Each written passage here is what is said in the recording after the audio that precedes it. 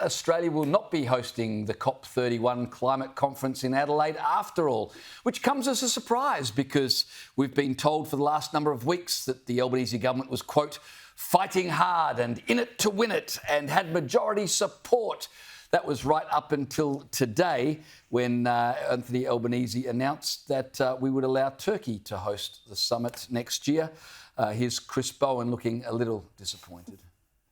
It would be great if Australia could have it all, but we can't have it all. As COP President of Negotiations, I would have all the powers of the COP presidency to manage, to handle the negotiations, to appoint co-facilitators, to prepare draft text, and to issue the cover decision.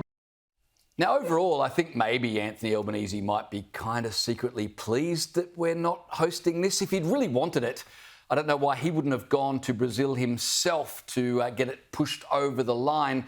But can you imagine how awkward it would have been next year with power prices continuing to rise for our government to spend $2 billion of public money on a 2-week talk fest for the global elite to lecture us on how we need to suffer more with rising power prices? And remember, Penny Wong was interviewed, was it last week on Insiders, and was repeatedly asked, is it going to cost $2 billion? And she would not bite at all, clearly embarrassed about the cost and the look. So I wonder if maybe Anthony Albanese's not that disappointed.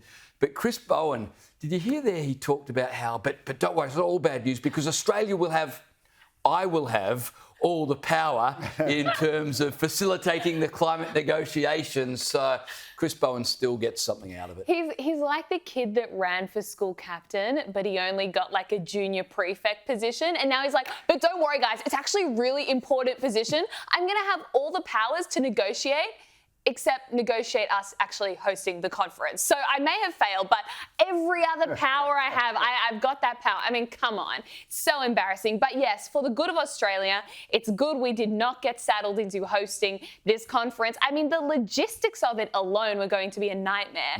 Tens of thousands of delegates would have gone to Adelaide that did not have the capacity to host that many people. They would have had to cap the number of people that could have attended. It was going to cost up to $2 billion. They've already spent millions trying to secure this bid between all the flying to COP30, sending mayors all over the place. Adelaide's been making preparations for this thing. It would have been an absolute nightmare. So yeah, I reckon you're right. Albanese is secretly like dodged a bullet there.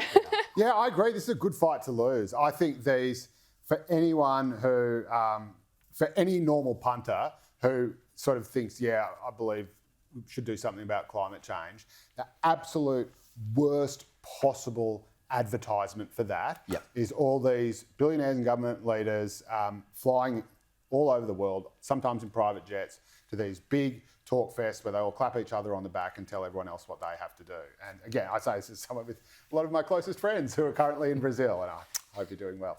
But it is a terrible look for the average punter. I mean, imagine being someone who thinks you're going to lose your job in a smelter or a coal mine because of what's happening here and seeing this stuff. So I think it's good to lose. I can understand why Malinauskas wanted it so badly because it would have been great for Adelaide. It's basically a $2 billion tourism investment fund.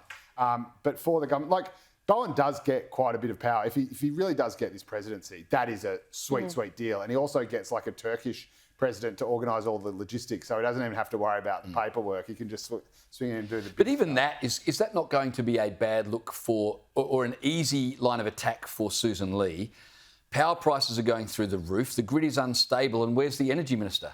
He's overseas all the time, organising all these conferences for the elite. What about us at home? It all depends what power prices do. And it's absolutely true that the way that the Liberals best handle this is just not talk about climate change, make it a debate about power prices. Absolutely. And, you know, the government will hope on a wing and a prayer that it comes down. But the weirdness of COP is that, and the way I understand it, is that everyone's expected to play nice and basically agree on a consensus position. Obviously, we all know it came down to Turkey and Adelaide, and Turkey was just refusing to budge, refusing to back out. So it may well be the government could have support of 199 countries, but if it doesn't have 200, then that's not consensus. And that means instead of the country with the most support getting it, it actually defaults to Bonn, the former capital of West Germany before the wall came down.